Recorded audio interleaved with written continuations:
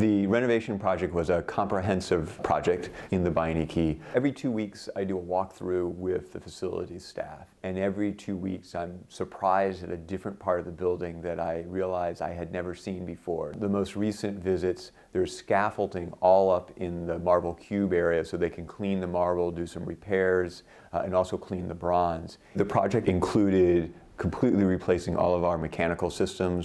It also was an opportunity to expand our teaching space in the Beinecke. The sculpture garden was a major part of the project. We lifted all of the marble out of the courtyard, replaced the concrete, the membrane, and did the conservation on the marble. The stack tower had extensive amounts of work, but the shelving will go back and be reinstalled. There will be no changes to the architecture of the Beinecke. Over the course of the project, the goal was to maintain Gordon Bunshaft's vision of the building. One of the complex parts of the project was removing the HVAC equipment from the sub-basement. They installed the HVAC system in the basement and they built the library entirely around it. We had to take everything out of a hatch that was about a 8 to 10 foot space, and everything had to be hauled out by a crane. And then we brought all the new equipment back in the same way, and they had to create all of this equipment inside the sub-basement. In order to provide access to the collection, we have had to have staff go into the stacks on a daily basis. So every day, a group of staff put on their hard hats, roll their book trucks over to the Beinecke, pick up material, and then they bring it back. We've been able to provide access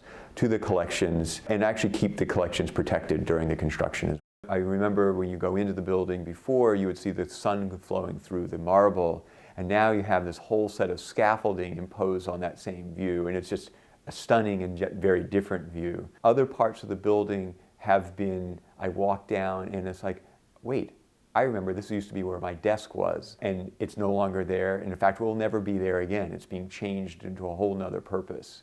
It's very exciting because it actually reflects that the library is changing and the need of the library is changing, and that we're going to meet those needs.